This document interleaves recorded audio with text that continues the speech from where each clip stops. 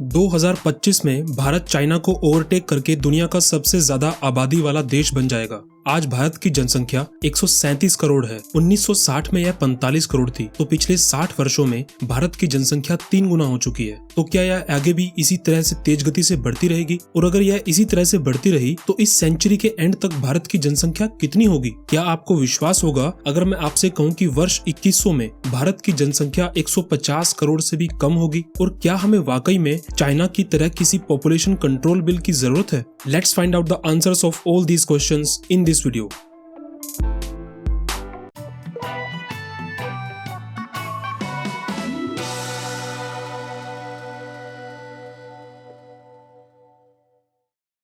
तो सबसे पहले हम भारत की जनसंख्या में अब तक जो ग्रोथ हुई है उसको ट्रैक करते हैं। 1950 में भारत की जनसंख्या 36 करोड़ थी। 1997 में 100 करोड़ हो गई और आज 2020 में भारत की जनसंख्या 137 करोड़ है। अब हम वर्ष 2100 तक यूनाइटेड नेशन के प्रोजेक्शंस को देखते हैं और यहाँ मैं आपको बता दूं कि यूनाइटेड नेशंस ने 1950 से लेकर अब तक जितने भी पॉपुलेशन के प्रोजेक्शंस किए हैं उनका ट्रैक रिकॉर्ड काफी अच्छा रहा है। तो प्रोजेक्शन के मुताबिक 2025 में भारत चाइना को ओवरटेक कर लेगा और उस वक्त दोनों देशों की जनसंख्या होगी 145 करोड़। 2060 तक आते आते भारत की जनसंख्या पीक लेवल पर पहुंच जाएगी। उस वक्त भारत की जनसंख्या लगभग 165 करोड़ होगी और उसके बाद यह कम होना शुरू हो जाएगी और वर्ष 2100 तक आते आते भारत की जनसंख्या लगभग 145 करोड़ के आसपास रह जाएगी। अब कुछ क्वेश्चंस आपके माइंड में जरूर आएंगे। पहला तो ये कि 1950 से लेकर अब तक जनसंख्या इतनी तेजी से क्यों बढ़ रही थी और अब आगे यह उतनी ही तेजी से क्यों नहीं बढ़ रही है? और दूसरा ये कि 2060 के बाद से जनसंख्या कम क्यों होने लगेगी? इसको अच्छे से समझने के लिए आपको कुछ सिंपल टर्म्स पता होनी चाहिए, जिसको मैंने अपनी पिछली वीडियो में डिटेल में डिस्कस किया था जब हमने वर्ल्ड पॉपुलेशन के बारे में बात की थी। तो आप चाहे तो वह वीडियो भी देख सकते हैं, लेकिन यहाँ पे मैं फिर एक बार ब्रीफ में आपको रिपीट कर देता हूँ। सबसे पहला है फर्टिलिटी रेट। इसका मतलब है नंबर ऑफ चिल्ड्रन बोर्न पर वुमन और इसी से रिलेटेड टर्म है रिप्लेसमेंट फर्टिलिटी रेट, यानी वो रेट जब एक जनरेशन पॉपुलेशन अपनी नेक्स्ट जनरेशन पॉपुलेशन को रिप्लेस कर देती है, मतलब कि पॉपुलेशन कांस्टेंट बनी रहती है। रिप्लेसमेंट फर्टिलिटी रेट की वैल्यू अराउंड 2.2 रहती है। तो अगर फर्टिलिटी रेट लगातार 2.2 से कम रहे तो जनसंख्या की दर कम होने लगती है। 1950 में भारत का फर्टिलिटी रेट लगभग 6 के बराबर था और 2019 में यह घटकर 2.25 हो चुका है, जो कि रिप्लेसमेंट फर्टिलिटी रेट के लगभग बराबर है। दूसरा टर्म है मोर्टेलिटी रेट, जिसका मतलब है number of children that die before reaching the age of 15। 1950 में मोर्टेलिटी रेट था 1/5, यानी 5 में से एक बच्चे की डेथ 15 साल की एज से पहले ही हो जाती थी, जो कि 2019 तक आते आते और भी कम हो गया और अब मोर्टेलिटी रेट की वैल्यू है 1/20। और तीसरा टर्म है लाइफ एक्सपेक्टेंसी। 1950 में भारत की लाइफ एक्सपेक्टेंसी थी 36, यानी एक व्यक्ति ऑन एवरेज 36 साल तक जिंदा रहता था और 2019 में भारत की लाइफ एक्सपेक्टेंसी बढ़कर हो गई 69 और आगे ये और बढ़ रही है due to better health infrastructure. चलिए अब इन तीनों फैक्टर्स को कंबाइन करके ग्राफ के माध्यम से देखते हैं। यह ग्राफ 1950 से लेकर अब तक की पूरी ग्रोथ और आगे 2100 तक की प्रोजेक्शंस को दिखाता है। इसमें ऊपर वाली ब्लू लाइन रिप्रेजेंट करती है number of birth per year और नीचे वाली जो रेड लाइन है यह रिप्रेजेंट करती है number of deaths per year. हम इस ग्राफ को अच्छे से समझने के लिए इसको 3 पार्ट्स में डिवाइड कर देते हैं। पहला है 1950 से लेकर लगभग 2010 के बीच का जो टाइम है। इस दौरान आप देखेंगे कि नंबर ऑफ बर्थ कंटिन्यूअसली बढ़ते जा रहे हैं, क्योंकि इस दौरान फर्टिलिटी रेट हाई था और इसकी वैल्यू रिप्लेसमेंट फर्टिलिटी रेट से ज्यादा थी। इसी दौरान number of death almost constant बनी हुई थी लो मोर्टेलिटी रेट की वजह से। अब इन दोनों फैक्टर्स की वजह से आप देखेंगे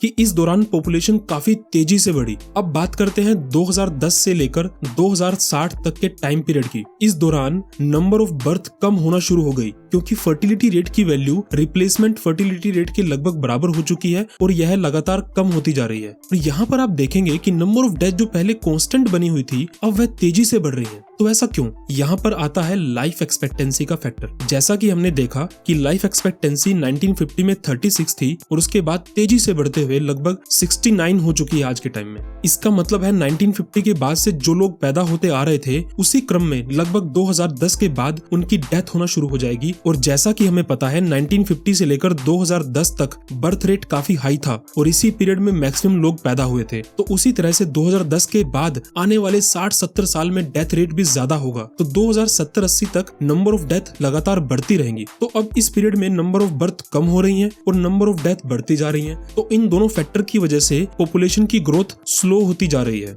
और 2060 के पास ये दोनों लाइनें एक दूसरे को क्रॉस करेंगी, यानी number of death per year number of birth per year से ज्यादा होगी। तो उसके बाद से पॉपुलेशन में नेगेटिव ग्रोथ होना शुरू हो जाएगा, यानी पॉपुलेशन कम होने लगेगी। तो अब ये क्लियर है कि भारत की जनसंख्या 2060 में पीक लेवल पर पहुंच जाएगी, जब यह लगभग 165 करोड़ के पास होगी और उसके बाद कम होते होते वर्ष 2100 तक यह 145 करोड़ रह जाएगी। अब एक बड़ा क्वेश्चन आता है कि क्या भारत को कोई पॉपुलेशन कंट्रोल बिल लाना चाहिए, जैसे चाइना की वन चाइल्ड पॉलिसी। इसको समझने के लिए पहले हमें चाइना की वन चाइल्ड पॉलिसी को एनालाइज करना पड़ेगा।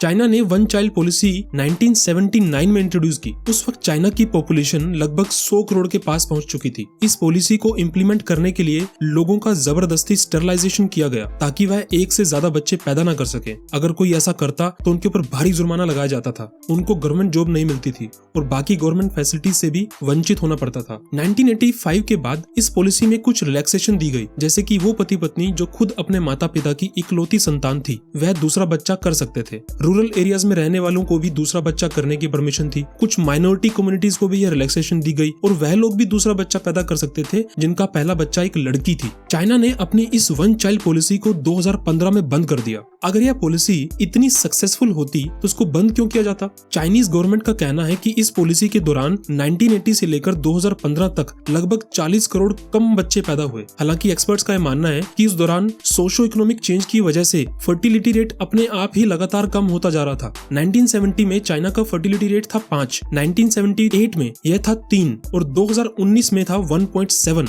1970 से 1978 तक ये काफी कम हो चुका था और आगे भी इसी तरह कम होता रहता। एग्जाम्पल के तौर पर इंडिया का फर्टिलिटी रेट 1978 में 5 था और 2019 में घटकर यह 2.25 रह गया।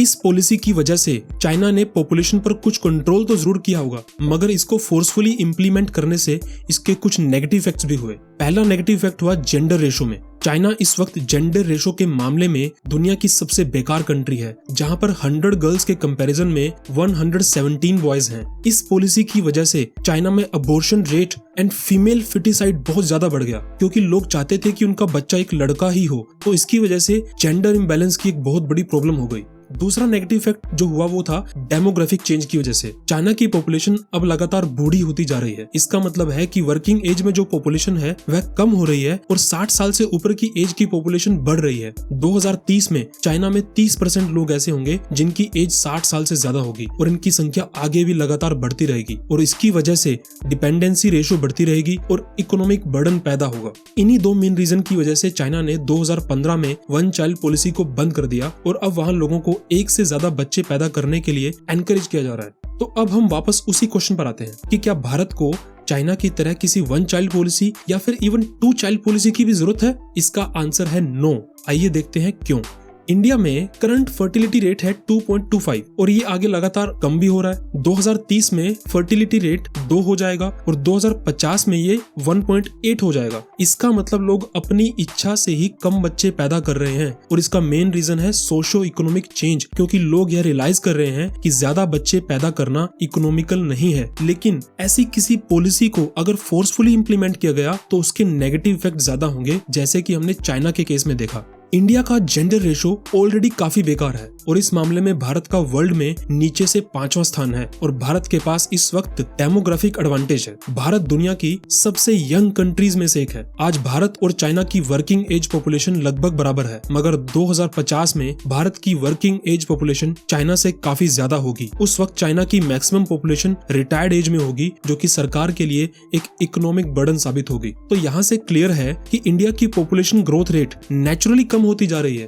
अब इस पूरी वीडियो को मैं 2-3 पॉइंट्स में समराइज कर देता हूँ। 2010 तक भारत की जनसंख्या तेजी से बढ़ रही थी, क्योंकि नंबर ऑफ बर्थ तेजी से बढ़ रहे थे और नंबर ऑफ डेथ लगभग कांस्टेंट बनी हुई थी। 2060 तक पॉपुलेशन की ग्रोथ रेट कम रहेगी, क्योंकि नंबर ऑफ बर्थ कम हो रहे हैं और नंबर ऑफ डेथ ज्यादा हो रही है और 2060 में पॉपुलेशन लगभग 165 करोड़ होगी, जो कि अपने पीक लेवल पर होगी। 2060 के बाद number of death per year number of birth per year से ज्यादा होगी, तो पॉपुलेशन कम होने लगेगी और वर्ष 2100 में यह घटकर 145 करोड़ रह जाएगी। भारत में किसी पॉपुलेशन कंट्रोल बिल की जरूरत नहीं है, क्योंकि फर्टिलिटी रेट ऑलरेडी 2 के पास पहुंच चुका है और आगे भी कम होता जा रहा है। और किसी ऐसी पॉलिसी को फोर्सफुली इंप्लीमेंट करने से उसके नेगेटिव इफेक्ट ज्यादा देखने को मिल सकते हैं। So thank you for watching this video. I hope कि आपको यह वीडियो इन्फॉर्मेटिव लगी होगी। तो अगर आपको यह वीडियो अच्छी लगी तो प्लीज इस चैनल को सब्सक्राइब कीजिए और इस वीडियो को ज्यादा से ज्यादा शेयर कीजिए। और अगर आपका कोई भी डाउट हो तो आप मुझे नीचे कमेंट सेक्शन में पूछ सकते हैं, मैं उसका जरूर रिप्लाई करूंगा। Bye bye.